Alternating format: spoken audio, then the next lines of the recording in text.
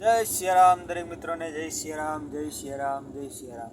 તો મિત્રો આજે અમે ગયા હતા ગાંધીનગર ફોટો ફેરમાં, જ્યાં અમને બહુ સરસ મજાની એવી ફોટોગ્રાફીને લગતી સરસ મજાની વસ્તુઓ જોવા મળી અને થોડી ઘણી વસ્તુઓ અમે લાવ્યા ફોટોગ્રાફીને લગતી.